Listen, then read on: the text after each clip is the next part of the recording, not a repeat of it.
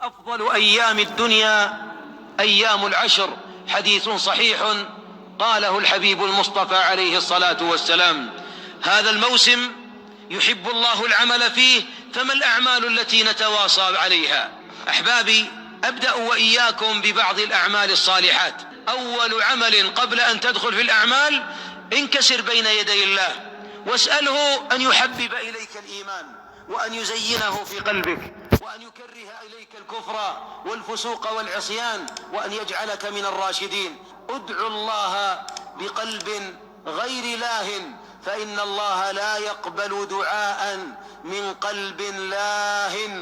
استحضر القلب واستحضر النية، وادعو الله في سجودك وبين الصلاتين وفي ساعة الإجابة: يا رب يا رب. ولذلك الحبيب علم أمته فقال لأحد الصحابة: لا تدعن في دبر كل صلاة أن تقول: اللهم أعني على ذكرك وعلى شكرك وعلى حسن عبادتك. الثاني تجديد التوبة، فإننا أحبابي عباد سلط علينا عدو، وأخبرنا الله جل وعلا على لسان نبيه أن الذنب قريننا، وأن الشيطان يوسوس لنا، وأننا لا بد وأن نذنب، لكنه جل وعلا بعد الذنب يحب ويفرح من عبده أن يعود إليه.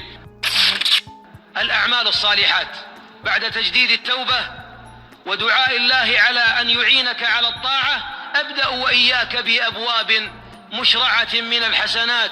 أسأل الله جل وعلا أن ييسر لنا ولكم طريق مرضاته. من الأعمال الصالحات إصلاح ذات البين. حبيبنا قال لأصحابه، يقول عليه الصلاة والسلام: ألا أخبركم بدرجة خير من الصلاة والصيام والصدقة؟ قالوا: بلى يا رسول الله. قال: صلاح ذات البين. وفي رواية: إصلاح ذات البين، فإن فساد ذات البين هي الحالقة. أحبابي، كم نعرف من سجلات هواتفنا وسجلات أصحابنا، كم اسم تعرف من إخوانك، من أصدقائك، من أرحامك، من هم يعيشون حياة التدابر والقطيعة. هل من الحب في الله وهل من حبك لإخوانك ما تحب لنفسك؟ وقد قال الحبيب عليه الصلاة والسلام: لا يؤمن أحدكم حتى يحب لأخيه ما يحب لنفسه. هل من حبك لإخوانك أن تعلم أن أحدا منهم يخوض في غضب الله ومعرض أن يلعنه الله، وتبات قرير العين هذه الليلة دون أن تصلح ما بين هذين القلبين؟ من العمل الصالح أيضا في العشر الأوائل من ذي الحجة الصدقة، ووالله إنها جنة، ألست تستظل بها يوم أن يعرق الناس يوم القيامة، ورجل تصدق بصدقة فأخفاها. والحبيب أخبر أن المؤمن يوم القيامة تحت ظل صدقته. أحبابي، العشر الأوائل من ذي الحجة بعض الناس يضع زكاة أمواله يضعها في رمضان، يريد الأجر، ونعم موسم من أعظم المواسم رمضان. والراجح كما قاله شمس الدين ابن القيم عليه رحمة الله أن نهار العشر الأوائل من ذي الحجة أفضل من نهار رمضان كله، وأن ليل العشر الأواخر من رمضان أفضل من ليل العشر الأوائل من ذي الحجة. في العشر الأوائل تلفت، والله لربما بعض الجيران في حاجة وجاره لا يعلم، ولا تعذر أيها الحبيب إذا لم تسأل عنه، والله لا يؤمن. قالها عليه الصلاة والسلام: من بات شبعان وجاره جائع. وبعض الجيران بجواره جار متخم من نعم الله، فكيف يكمل إيمان الجار هذا وهو لا يتابع حاجة الجار؟ وبعض الأرحام كما ذكرت في الأرحام. إذن الصدقة، فإن الله يقبل صدقة أحدنا بيمينه جل وعلا، وكلتا يديه يمين. وتذكر أيها المؤمن أن المال مال الله ليس مالك. ومن الأعمال الصالحة في هذه العشر المباركة وفي موسم أفضل أيام الدنيا الصوم، والصوم جنس الصوم يحبه الله. ويكفي أن تعلم أن من صام يوما في سبيل الله باعد الله عن وجهه النار 70 خريفا. الصوم جنة، أن يترك الإنسان شهوته وطعامه لأجل الله. وجنس الصوم محبوب إلى الله وهو من العمل الصالح، ولذلك صيام التسع الأوائل من ذي الحجة عبادة جليلة. إنما الذي يتأكد من الصيام في العشر عرفة، يوم عرفة الذي قال الحبيب عنه: أحتسب على الله أن يكفر السنة التي قبله والتي بعده. وقد روي عن بعض أزواجه عليه الصلاة والسلام أنه صلى الله عليه وسلم كان يصوم التسع من ذي الحجة، في حديث لا بأس بسنده. وللجمع بين هذه الأقوال نقول: يصوم الإنسان التسع من ذي الحجة، وآكدها يوم التاسع وهو يوم عرفة. أفضل يوم هذا اليوم الذي أكثر ما يعتق الله فيه من النار يوم عرفة، وخير الدعاء دعاؤه يوم المباهاة، هذا اليوم العظيم الذي هو قرة عين في العام. أحبابي، ومن الأعمال الصالحات في هذه العشر المباركة الصلاة الخاشعة، أن نغير أحبابنا النظرة إلى الصلاة. أليست الصلاة صلة؟ أليس الواقف بين يدي الله إنما يناجي الله؟ أليس بعضنا إذا وقف في الصلاة فتح الشيطان له كل باب كان مغلق قبل الصلاة؟ نريد أحبابي في العشر الأوائل أن نعود إلى الصلاة، فنعيد النظرة في خشوعها، في سننها، في أركانها، في واجباتها. نصلي صلاة المودعين، الصلاة الخاشعة. هل يستطيع أحدنا الآن أن يتخذ قرار مع بل جميل أن يبدأ اليوم، أن لا يؤذن المؤذن في العشر الأوائل من ذي الحجة إلا وأنا في المسجد؟ هل هذا القرار صعب يا أخوان؟ والله ليس صعب، لا يؤذن إلا وأنت في المسجد. القرار الثاني أن أتوضأ لكل صلاة، جميل، حتى يخرج الذنب من تحت الأظفار. أيضا من القرارات في الصلاة ألا تترك في الصلاة السنة الراتبة، ركعتان قبل الفجر، وأربع قبل الظهر، وركعتان بعدها، وركعتان بعد المغرب، وركعتان بعد العشاء. إياك أن تتركها، يبنى لك بيت في الجنة إذا حافظت عليها. ومن ضبط صلاته انضبط إيقاع الحياة كلها، ومن هدم صلاته انهدم إيقاع الحياة كلها. فلا تسأله عن بر أضاع الركن الثاني من أركان الإسلام. ومن الأعمال الصالحات في هذه العشر المباركة الدعوة إلى الله. نعم أحبابي، الدعوة إلى الله عمر جديد، لأنك إذا ابتدأت تدعو إلى الله أضفت إلى عمرك أعمار من يهتدون على يدك، فإذا تابوا من ترك منكر كان لك أجر تركهم لذاك المنكر وفعلهم لتلك الطاعة. من الأعمال الصالحة صلة الأرحام، وبعضنا أحبابي ليس قاطع، ما بينه وبين خوال شيء ولا أعمام شيء، لكنه مشغول. ألسنا مشغولين يا أخوان؟ ويقول بعض أهل العلم: متى تكون قاطعا أو هاجرا؟ قال: إذا قابلت رحمك إلى الاعتذار. إذا احتجت تقول: الله يا أخي إن انشغلنا عنكم واشغلتنا الدنيا، والله يقطع، وبدأ يتلوم إذا أقبل أهل الأرحام إلى بعض وتلاوموا، إذا أقبل بعضهم على بعض يتلاومون، إذا تلاومتم فاعلم أنك قد جف طريق الأجر من صلة الرحم.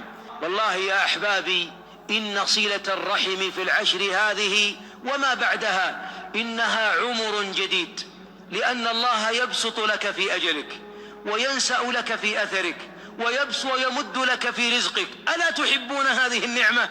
ثم إن الله يحب الواصلين. فأدعوك في العشر هذه أن تدخل أبواب عبادة صلة الأرحام طاعة للرحمن جل وعلا. لو قيل لأحدنا هذا العام هو آخر عام لك في الدنيا لتغيرت نظرته إلى موسم الجنة العشر الأوائل من ذي الحجة. اللهم استعملنا في طاعتك واختم بالسعادة آجالنا، اللهم اختم بالسعادة آجالنا. اللهم حبب إلينا الإيمان وزينه في قلوبنا، وكره إلينا الكفر والفسوق والعصيان، واجعلنا من الراشدين. اللهم اجعلنا ممن طال عمره وحسن عمله. اللهم أعنا على ذكرك وعلى شكرك وعلى حسن عبادتك. اللهم وأعط أحبتي جائزتهم أن يقال قوموا وانصرفوا مغفورا لكم قد بدلت سيئاتكم حسنات والله أعلى وأعلى. إذا جاء عشر ذي الحجة لازم أنا أستفيد من هذه الفرصة. أعمال العشر من ذي الحجة، شو أعمل؟ الآن 5 أعمال أعرضها عليكم. أولها التوبة الصادقة. نصيحة يا أخوان، نصيحة يا رجال، نصيحة يا أخوات، جددوا توبتكم لله عز وجل، جددوا إقبالكم على الله عز وجل. النبي صلى الله عليه وسلم يقول: يا أيها الناس استغفروا ربكم فإني أستغفر الله وأتوب إليه في اليوم أكثر من 70 مرة، في رواية أكثر من 100 مرة. يا شباب نصيحة، مهما ابتعدت عن ربك فعد، مهما شردت فارجع، مهما قصرت فاجتهد، قل له بأنك عائد إليه، سواء كان ذنبك كبيرا أو كان ذنبك صغيرا، سواء كان ذنبك مع الناس أو ذنبك مع ربك. فرصة مناسبة في العشر من ذي الحجة أن تقبل على الله عز وجل بتوبة صادقة، لأن المسلم يستقبل مواسم الطاعات عامة بالتوبة والإقبال على الله. والتوبة هي فتح، يعني صفحة جديدة. أنا يا رب سأبدأ الآن صفحة جديدة. والله عز وجل يا أخوان يعلمنا بأننا ضعاف، بيعرف أنه نحن ضعاف، وبيعرف أنه أنا أصلي 50 مرة و500 مرة و5000 مرة قايل له أنا تايب ورد برجع، رد بقول له استغفر الله وأتوب إليه، وببكي وبشكي رد برجع. الله بيعرف بأنني ضعيف وبأنني ما أستطيع، وأن هذا الشيطان والنفس والشهوات تغلبني وتغلبك. لذلك هو فتح باب التوبة في كل ليلة وفي كل نهار، وجعل مواسم لزيادة هذه التوبة. فما هي أعمال عشر ذي الحجة؟ أولها التوبة الصادقة. نستغفر الله ونتوب إليه، نستغفر الله ونتوب إليه، نستغفر الله ونتوب إليه. ثانيها إحياء ليالي العشر من ذي الحجة. نص الفقهاء على استحباب إحياء الليالي العشر الأول من ذي الحجة لما رواه الترمذي عن رسول الله صلى الله عليه وسلم: ما من أيام أحب إلى الله تعالى أن يتعبد له فيها من عشر ذي الحجة، يعدل صيام كل يوم منها بصيام سنة، وقيام كل ليلة منها بقيام ليلة القدر. هذا عند الترمذي. وروي عن سعيد بن جبير قوله: لا تطفئوا سروجكم ليالي العشر. خليك فايق طول الليل، لا تطفئوا سروجكم. لذلك يا أخوان اجتهدوا، يعني كل يوم قبل ما تنام، ولا بأيام هال4-5 أيام، كل يوم قبل ما تنام صلي قيام ليل 4 ركعات، 8 ركعات، صلي تهجد. هلا أخي أنا والله تعبان، الله وكيلك نحن تعبانين، اللي عم يجوا لهون كمان تعبانين. أخي والله نعسان أنا، والله نحن عم نجي نعسانين. أخي عندي شغل أنا، الله وكيلك تعرف الساعة 7:30 بدي أطلع من بيتي، الله وكيلك أنا بطلع من بيتي كمان هيك 7:30، وفي ناس بتطلع من هون على الشغل كمان. لا ترضى الآخرين يسبقوك إلى الله عز وجل. ليه؟ ليش يا شباب؟ أنتم اللي عمرك 20 و30 و40 و50 و60، والرجال اللي عمرك 70 و80، ليش عم ترضى الآخرون يسبقونك؟ هلا أنت ببيتك يا أخي عم بتكاسل، منيح، هذا مجلس جماعي، قوم اركض. يعني إذا ما كان المسجد هنا بعيد عن بيتك، شوف المسجد اللي جنب بيتك. المسجد اللي جنب بيتك ما في هذا النشاط، خير إن شاء الله، توعد أنت و3-4 من رفقاتك اللي بيوتهم جنب بعضهم البعض، كل يوم تعالوا لبيت واحد صلوا لكم كم ركعة. يعني المهم أروا الله من أنفسكم خيرا. إحياء ليالي العشر، هذا العمل الثاني. 1 التوبة، و2 إحياء الليالي. 3 الإكثار من ذكر الله تعالى. قد ما بتقدروا تكثروا من الذكر افعلوا. اعمل 1000 1000 1000 5000، 1000 أستغفر الله، 1000 صلاة على النبي صلى الله عليه وسلم، 1000 لا إله إلا الله، 5000 الله الله الله الله. خلي نشغل فيهم 3 ساعات، أنت وماشي، أنت وقاعد. هلأ بعدين اعمل أكثر، تسبيح، تحميد، تكبير. خاصة بعد صلاة الفجر. عن ابن عمر رضي الله عنهما أن النبي صلى الله عليه وسلم قال: ما من أيام أعظم عند الله ولا أحب إليه العمل فيهن من هذه الأيام العشر، فأكثروا فيهن من التهليل والتكبير والتحميد. رواه أحمد. قال النووي: أشرف أوقات الذكر في النهار الذكر بعد صلاة الصبح. قال ابن علان: إنما فضل الذكر ذلك الوقت لكونه تشهده الملائكة. قال تعالى: وقرآن الفجر إن قرآن الفجر كان مشهودا. في الحديث المرفوع: من صلى الغداة في جماعة ثم قعد يذكر الله تعالى حتى تطلع الشمس ثم صلى ركعتين كانت له كأجر حجة وعمرة تامة. ومن هنا كره الإمام مالك الكلام بعد صلاة الفجر إلى طلوع الشمس لأجل الانشغال بالذكر، ويكره النوم عندهم حينئذ. عند المالكية مكروه النوم كما بعد صلاة الصبح. ومن أفضل مواسم الذكر 10 ذي الحجة. قال النووي: يستحب الإكثار من الذكر فيها زيادة على غيرها. يعني أنت دائما تذكر الله، بس في العشر قال يستحب أن تزيد. ويستحب من ذلك يوم عرفة ما لا يستحب في غيره. بكرة جايين يوم الوقفة، نحن حنعمل إن شاء الله تعالى برنامج في النهار. يستحب أن تكثر من العبادة. قال تعالى: ويذكر اسم الله في أيام معلومات. فواحد التوبة، 2 إحياء الليالي، 3 الإكثار من الذكر. رابعا قبل الأخير الصيام. روى أبو داود عن بعض أزواج النبي صلى الله عليه وسلم أن النبي صلى الله عليه وسلم كان يصوم يوم عاشوراء و9 من ذي الحجة و3 أيام من الشهر. وخص النبي صلى الله عليه وسلم صيام يوم عرفة من بين أيام العشر بمزيد عناية، فقال: صيام يوم عرفة أحتسب على الله أن يكفر السنة التي قبله والسنة التي بعده. رواه مسلم. هلأ نحن معظمنا صايمين الحمد لله، ماشي الحال. صايم وعندك درس، تعال شو عليه؟ شو هالهم العظيم؟ صايم وعندك شغل، شو عليه؟ خصوصي أنتم يا شباب، خصوصي أنتم يا فتيات. هلأ الوقت، هلأ وقت الإقبال على الله، هلأ وقت تصير من الأولياء. أنا بتعب، معلش لو تتعب خلي الله يشوفك عم تتعب، قل له: يا رب أنا عم بتعب مشانك.